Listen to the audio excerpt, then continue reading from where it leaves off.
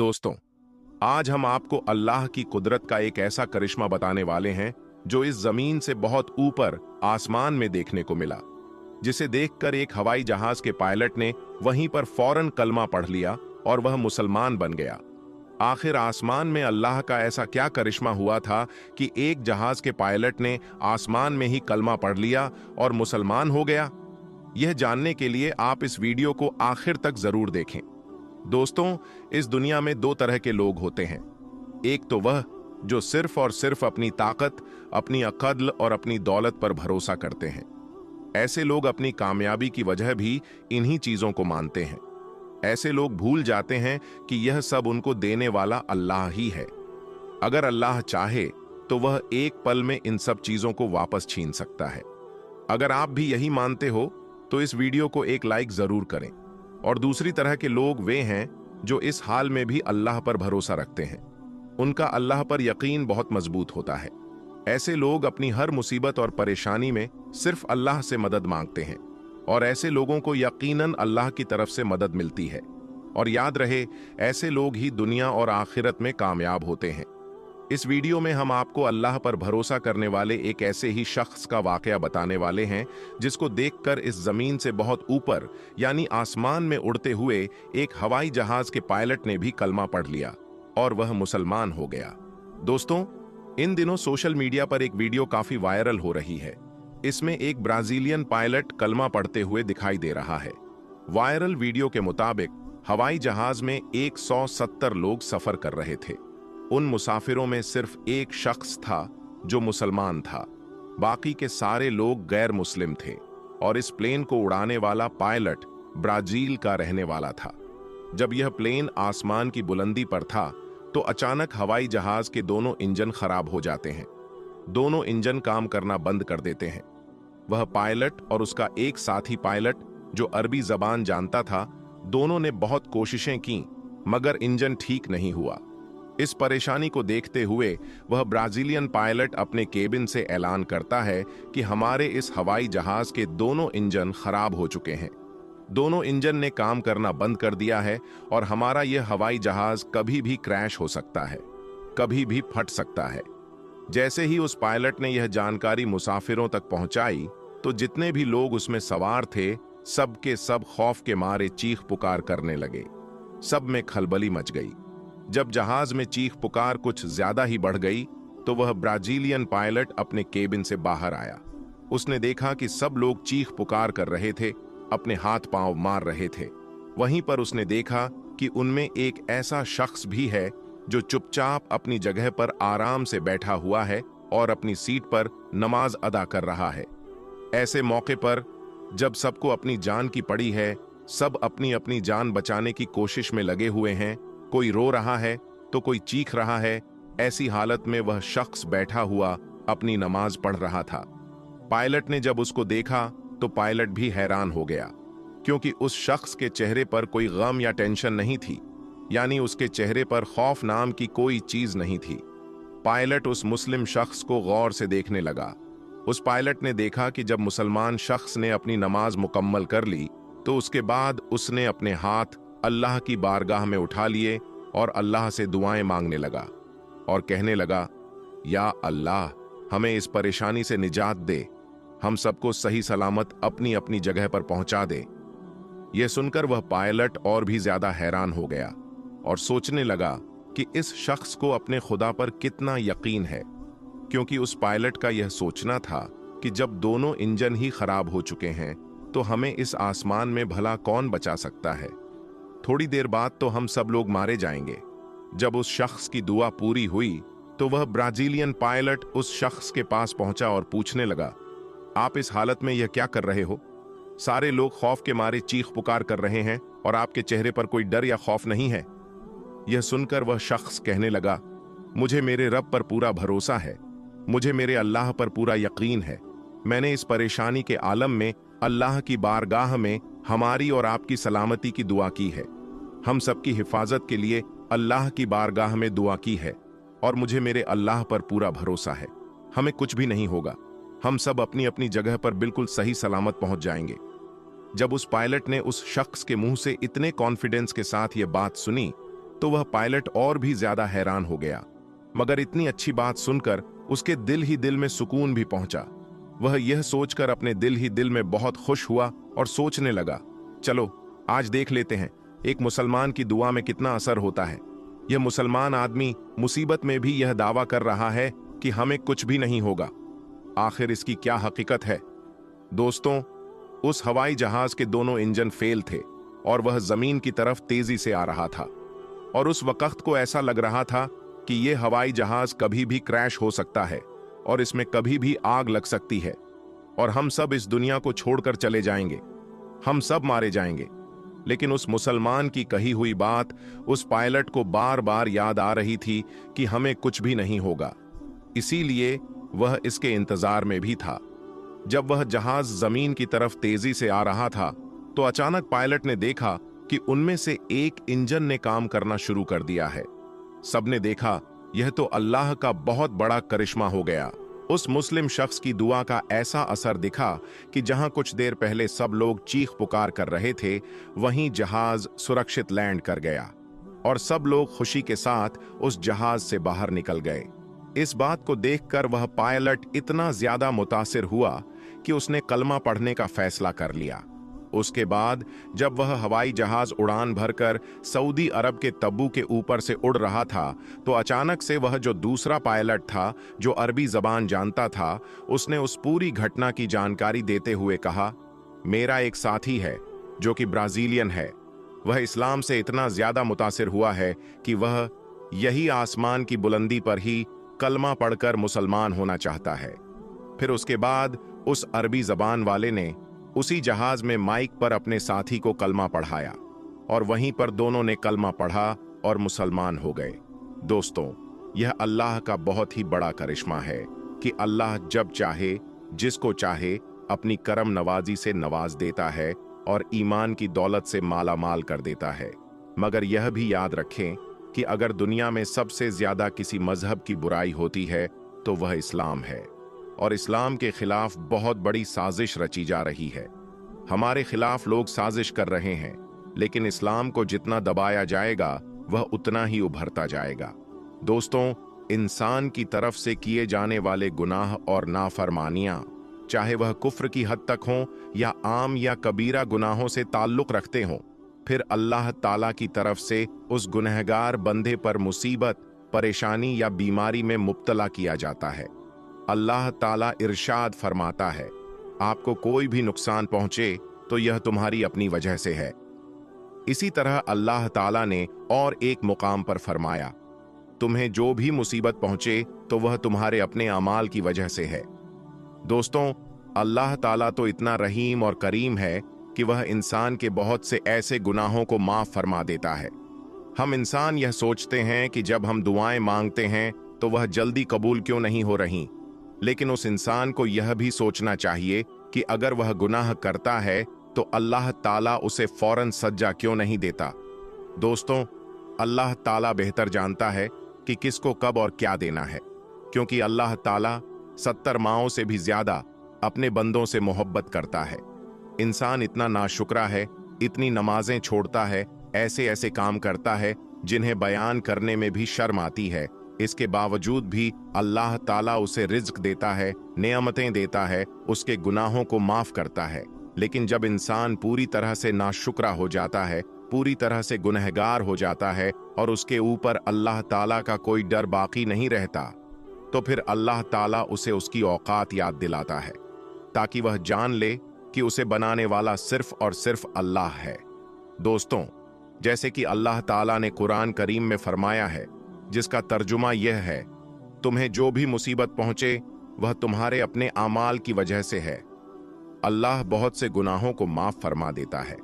हजरत हसन रजी अल्लाह ताला अन्हु से रिवायत है कि जब यह आयत नाजिल हुई तो प्यारे नबी सल्लल्लाहु अलैहि वसल्लम ने इरशाद फरमाया, कसम है उस जात की जिसके कब्जे में मेरी जान है, जिस शख्स को किसी लकड़ी से खरोंच लगती है या कोई रग धड़कती है, यह सब उसके गुनाहों की वजह से होता है और हर गुनाह की सजा अल्लाह ताला नहीं देता, बल्कि जिन गुनाहों को माफ फरमा देता है वह उनसे कहीं ज्यादा होते हैं जिन पर सज्जा मिलती है। उलेमा ए इकराम इस आयत के बारे में फरमाते हैं कि यह आयत उन लोगों के लिए मखसूस है, बाकी लोग इस हुक्म में दाखिल नहीं होते। इसके दूसरे असबाब और हिकमतें होती हैं और दरहकीकत इन हिकमतों का अहाता इंसान नहीं कर सकता। सैयदना अनस बिन मालिक रजी अल्लाह ताला अन्हु बयान करते हैं कि रसूलुल्लाह सल्लल्लाहु अलैहि वसल्लम ने फरमाया, यकीनन जब अल्लाह ताला किसी बंदे से मोहब्बत करता है या फिर उसे गुनाहों से पाक करना चाहता है तो उसे आजमाइश में डाल देता है।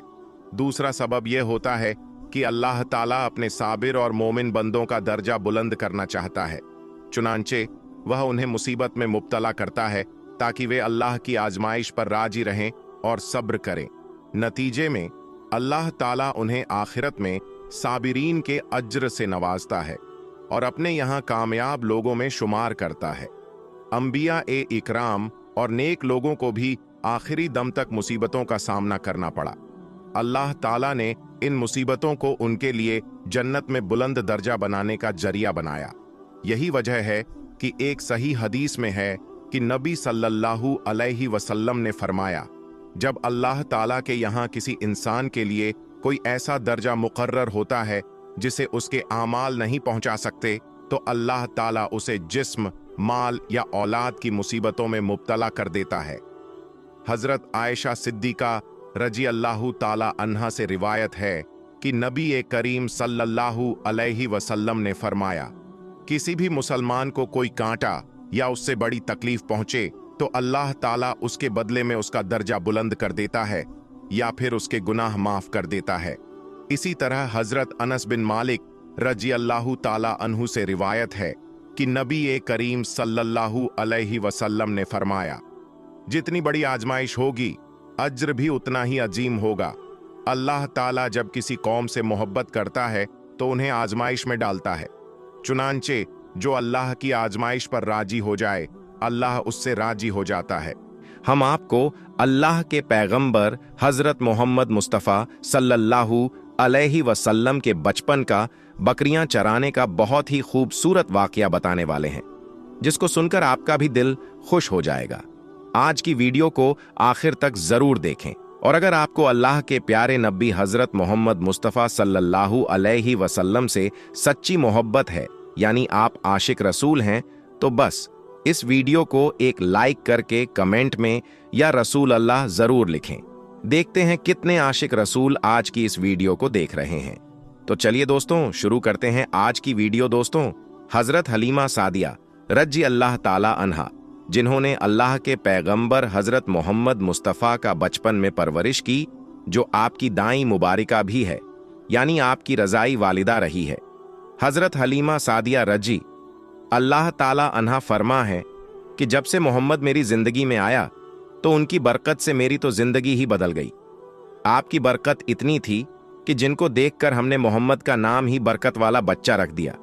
हजरत हलीमा सादिया रजी अल्लाह ताला अन्हा फरमा है कि एक बार हमारे यहाँ पर सूखा पड़ गया, सबके जानवर भूख से मरने लगे, मगर जिस तरफ हमारे बच्चे बकरियों को लेकर जाते तो हमारी बकरियां खूब खाकर वापस आती, यानी कि हमारी बकरियां अच्छी तरह से पेट भरकर वापस आती। यह देखकर सारे गांव वाले अपने बच्चों को डांट कर कहने लगे कि जिस तरफ हलीमा सादिया की बकरियां चरने जाती हैं वहां पर तुम लोग क्यों नहीं जाते हो। उसके बाद में गांव वालों के दूसरे बच्चे भी अपनी अपनी बकरियां लेकर हलीमा सादिया की बकरियों के साथ ले जाने लगे। अब सब लोगों की बकरियां साथ साथ चरने लगीं, यानी कि हलीमा की बकरियां और गांव वालों की बकरियां साथ में चरने लगीं। मगर यह देखकर गांव वाले हैरान रह गए कि सबकी बकरियां साथ में चर रही हैं, लेकिन हलीमा की बकरियों का पेट तो भर रहा है और बाकी की बकरियां भूखी रह रही हैं।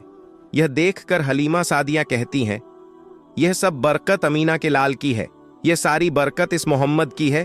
और यही नहीं, हजरत हलीमा सादिया रजी अल्लाह ताला अन्हा कहती है कि गांव में जब भी किसी की बकरी बीमार हो जाती तो गांव वाले उस बकरी को लेकर हमारे घर आते और मोहम्मद का नन्हा सा हाथ बीमार बकरी पर फेर देते तो वह बकरी फौरन ठीक हो जाती।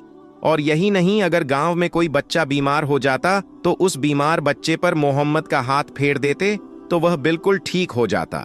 प्यारे दोस्तों, अल्लाह के पैगंबर हजरत मोहम्मद मुस्तफ़ा सल्लल्लाहु अलैहि वसल्लम जब हजरत हलीमा सादिया के पास में परवरिश पा रहे थे और जब आपकी उम्र मुबारक न साल की हो गई थी, तो एक दिन हलीमा सादिया की सगी बेटी अपनी मां से कहने लगी, यानी कि आप सल्लल्लाहु अलैहि वसल्लम की मुंह बोली बहन अपनी मां हलीमा सादिया से कहने लगी कि जब मैं बकरी चराने के लिए जाती हूं तो मेरा वहां पर भाई मोहम्मद के बगैर दिल नहीं लगता।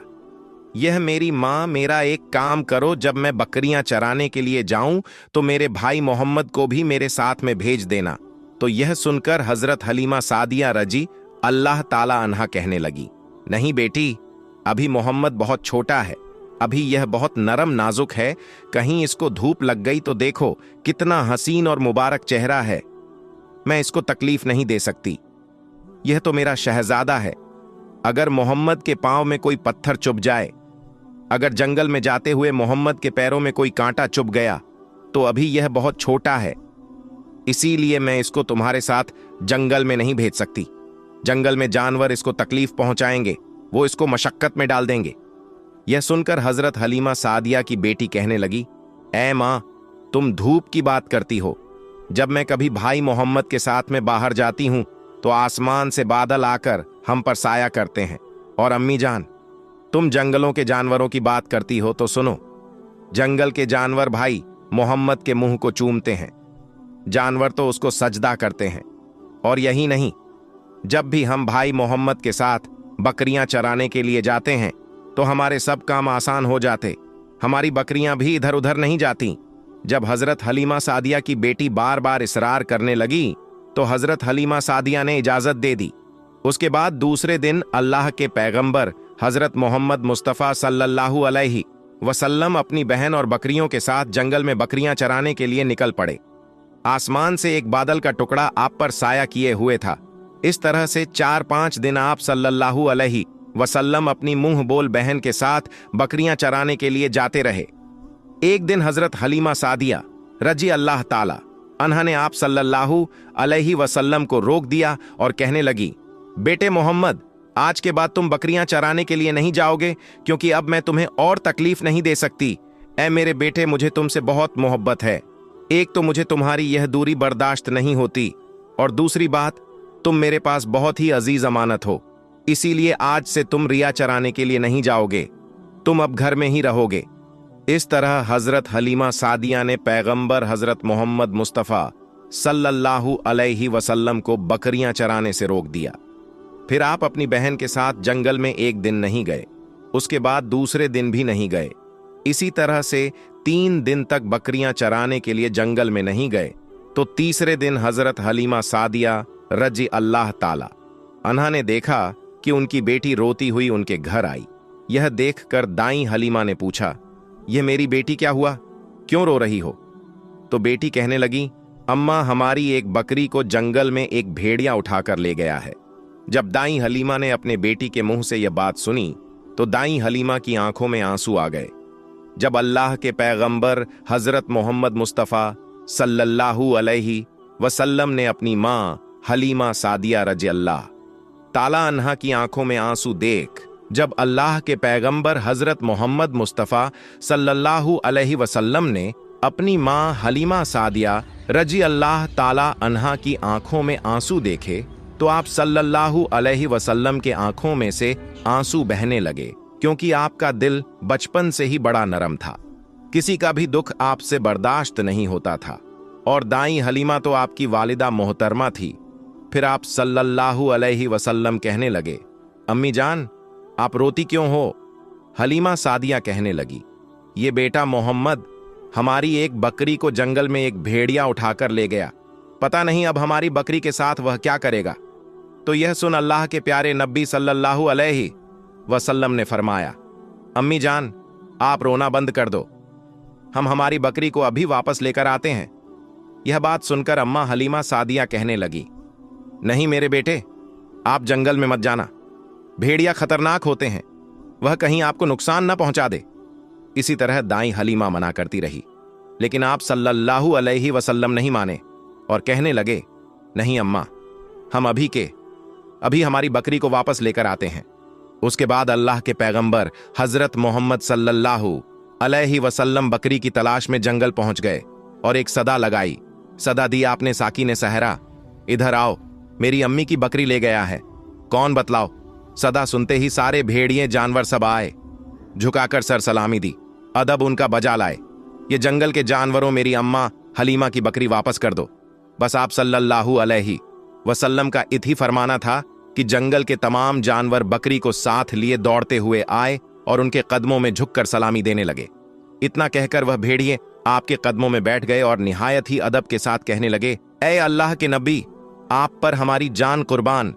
इतना सुनकर आप सल्लल्लाहु अलैहि वसल्लम ने फरमाया, ये जानवरों, क्या आपको मालूम नहीं था कि यह बकरी हमारी अम्मा हलीमा की है? बताओ तुमने हमारी अम्मा को तकलीफ क्यों दी? क्या आपको मालूम नहीं अभी भी हमारी अम्मा रो रही हैं? आपने क्यों हमारी अम्मा की बकरी को उठाया? तो वह जानवर कहने लगे, ए अल्लाह के रसूल, आप बकरियां चराने के लिए कुछ दिन तो जंगल में आए। उस वक्त हम छुप छुप कर आपके हुस्न का दीदार करते रहे और देखते थे कि इस कायनात के बनाने वाले ने अपना महबूब कैसा बनाया। ए अल्लाह के रसूल, उसके बाद आपने जंगल में आना ही बंद कर दिया। 3 दिन गुजर गए, आप जंगल में तशरीफ न लाए तो यह देखकर हम सब ने यही सोच लिया, पकड़ लो एक बकरी, आप फिर तशरीफ लाएंगे। इसी हीले से हम सब आपका दीदार कर पाएंगे कि अगर अल्लाह के रसूल सल्लल्लाहु अलैहि वसल्लम के हुस्न का दोबारा दीदार करना है तो हलीमा की बकरी को उठा लाओ। मोहम्मद उस बकरी को छुड़ाने के लिए जरूर आएंगे, क्योंकि वह अपनी मां को रोता हुआ नहीं देख पाएंगे और इस तरह से हमारा दीदार ए मुस्तफ़ा होगा। और वह जानवर कहने लगे, ए अल्लाह के रसूल, आप पर हमारी जान कुर्बान बहाना तो इस बकरी का था, लेकिन हमारा मकसद सिर्फ आपका दीदार करना था, इसीलिए हमने आपकी अम्मा की इस बकरी को निशाना बनाया। तो दोस्तों, देखा आपने मोहब्बत का यह मंजर। इन जानवरों में शेर जो खूंखार माना जाता है वह भी था, भेड़िए जो खूंखार माने जाते हैं वह भी थे। जंगल में जितने भी खूंखार जानवर थे वह भी इस जानवरों में शामिल थे। दोस्तों, अगर एक बकरी को कोई भेड़िया उठा ले जाता है, कोई शेर उठा ले जाता है तो उसे छोड़ता नहीं है, उसे अपनी खुराक बना लेता है। लेकिन आप यहां पर इस मोहब्बत को देखिए कि जानवर भी जिसको सजदा करते हैं ऐसे हैं हमारे नबी सल्लल्लाहु अलैहि वसल्लम। दोस्तों, उम्मीद करते हैं कि आपको आज का यह वाक्य बहुत पसंद आया होगा। अगर आपको यह वीडियो पसंद आया है तो इस वीडियो को आप एक लाइक करें, अपने दोस्तों में स्वाब की नीयत के साथ जरूर शेयर करें। प्यारे दोस्तों, आज आप सभी के लिए हमारे प्यारे आका सरवरे कायनात हजरत मोहम्मद सल्लल्लाहु अलैहि वसल्लम के हवाले से एक ऐसा वाकया लेकर आया हूं कि जिसको सुनने के बाद यकीनन आपकी आंखों में आंसू आ जाएंगे। हमारे प्यारे नबी हजरत मोहम्मद सल्लल्लाहु अलैहि वसल्लम हमसे कितनी मोहब्बत फरमाते हैं, आज की इस वाकया के अंदर आपको मालूम पड़ेगा। इससे पहले इस वीडियो को कितने आशिक रसूल देख रहे हैं, वह अभी इस वीडियो को एक लाइक करें और कमेंट में या रसूल अल्लाह जरूर लिखें, ताकि हमें भी तो पता चल सके कि आखिर कितने आशिक रसूल हैं। मेरे प्यारे दोस्तों, हमारे प्यारे आका हजरत मोहम्मद सल्लल्लाहु अलैहि वसल्लम अपनी उम्मत से कितनी मोहब्बत फरमाते हैं। इस चीज का अंदाजा आप इस बात से लगा सकते हैं कि हजरत मोहम्मद सल्लल्लाहु अलैहि वसल्लम तभी राजी होंगे जब तक उनका एक एक उम्मती यानी एक एक ईमान वाला जन्नत में नहीं चला जाएगा। मेरे प्यारे मुसलमान भाइयों, रिवायतों में आ है कि एक मर्तबा नबी करीम सल्लल्लाहु अलैहि वसल्लम कुरान शरीफ की तिलावत कर रहे थे और तभी आपके सामने 2 ऐसी सूरतें आई कि जिनको पढ़ने के बाद आपकी आंखों में आंसू आ गई। मेरे मुसलमान भाइयों, हम सब जानते हैं कि जो सच्चे दिल से कुरान पाक को पढ़ते हैं उनकी आंखों में आंसू आ जाया करते हैं।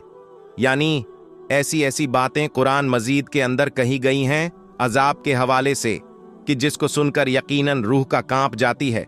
लेकिन अफसोस का मकाम है हमारे लिए, हम कुरान पाक को पढ़ते ही नहीं।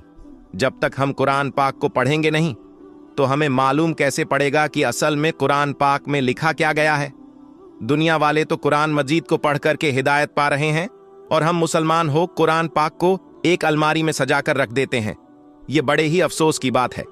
प्यारे आका हजरत मोहम्मद सल्लल्लाहु अलैहि वसल्लम को नाराज हम कर रहे हैं, लेकिन बावजूद उसके हमारे प्यारे आका हमसे कितनी मोहब्बत करते हैं। दोस्तों, रिवायत में आता है कि जब प्यारे आका सरवर कायनात हजरत मोहम्मद सल्लल्लाहु अलैहि वसल्लम 2 सरतों की तिलावत कर रहे थे।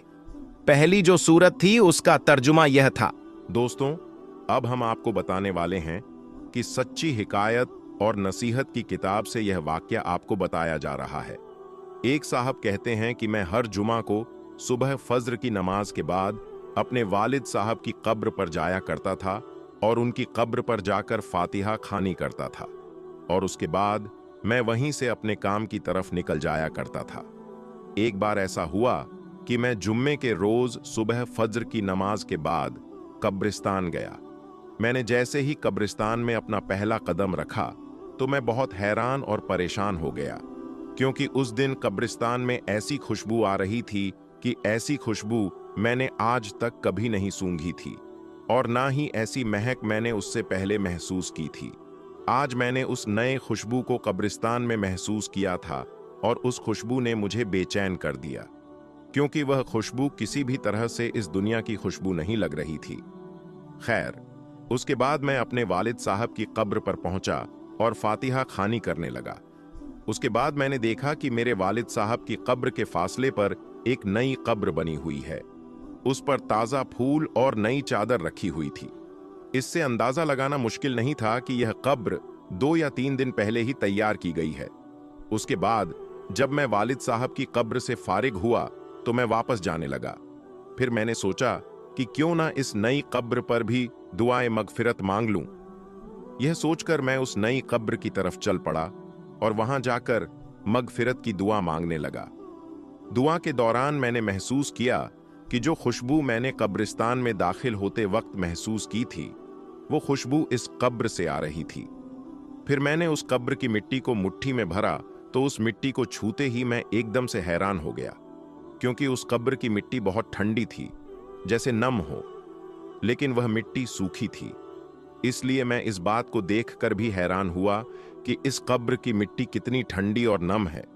उसके बाद मैंने अपनी हैरत को अपने पास रखा और उस मिट्टी को वापस उसी कब्र में डाल दिया और अपने हाथ झाड़ते हुए वहां से चल पड़ा और सीधा अपनी दुकान पर चला गया। उसके बाद मेरी दुकान पर जब पहला ग्राहक आया और उसने जो सामान मुझसे मांगा, मैंने उसे वह सामान दे दिया। जैसे ही मैंने उसे सामान दिया तब वह कहने लगा, भाई, आज तो खुशबू बड़ी कमाल की लगाए हुए हो। उसकी बात सुनकर मैं हैरान हुआ।